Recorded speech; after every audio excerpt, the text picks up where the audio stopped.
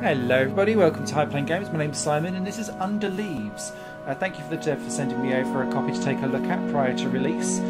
This is like an animalistic, homely, cutesy, hidden object game. So each environment has a little animal on a screen, and for this one the bear wants to find 8 fish.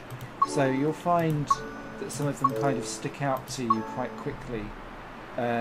And they can be different colours, as you can see up there, so you're not necessarily looking for just like the dark ones in this ice polar environment. The difference between this and a normal hidden object game is A, you're playing with animals, but B, you're playing across regions. So that's 6, there you go, 7, 8. And it is randomised each time you reset progress on the game, which is what I've done here. And when it's completed, the bear's happy, you kind of get a little funky thing, and then the next animal opens up for you to then take a look at. Now there's just over 20 animals to play with. It does increase in difficulty as it goes along, and there is a random element because my flowers were there and there before, and now those flowers aren't the same. So now I've got 1, 2...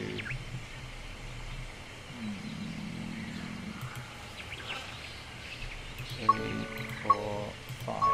So different this time round. So there's a good replayability in that kind of factor. But in terms of what you actually do in the game, I really like how it's all come together, and I particularly like the art design, like the hand-drawn cute aesthetic, but also the way how the music interacts with, and sound interacts with the rest of the game. As the game increases and expands over time, you'll find that all of these screens that are currently blank will have an animal sitting inside them. So I really like the way how, over the course of time, things get populated.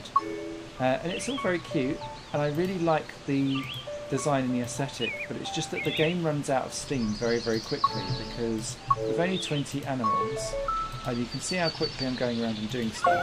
Yes, things get harder to find later on in the adventure, but it's not as if I'm struggling here to get to my end game. So here we go, we're back in the same environment again here.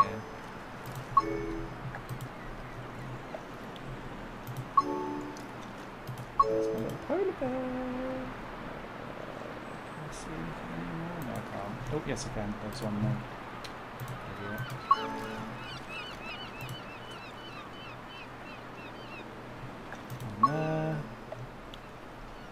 And if you do get stuck for any reason, if you leave your screen kind of where you are, where you're looking for a while, a little icon will appear on the right hand side over here, where you can do a 9-piece slide puzzle, which then brings out like a little spyglass which will show you where the remaining one is. So here we go.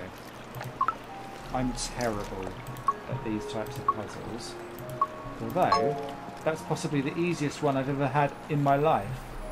They're not all like that, I promise you. So, as you can see, it's kind of flipping on up. There you go, it helps.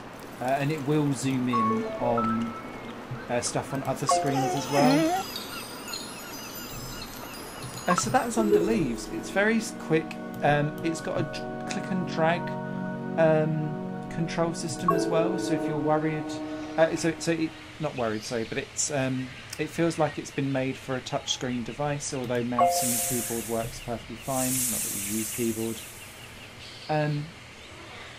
But yeah, it's a very short game. I don't see much in replayability. I really like the way how it's designed and dealt with, but I feel like this needs to be like 4 or 5 times bigger for me to recommend it as a proper like touchdown point.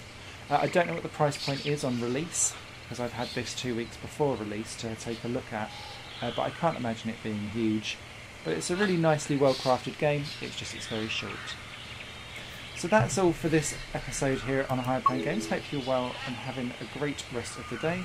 Don't forget to subscribe for a daily video so you can find out all of your gaming needs. Toodles!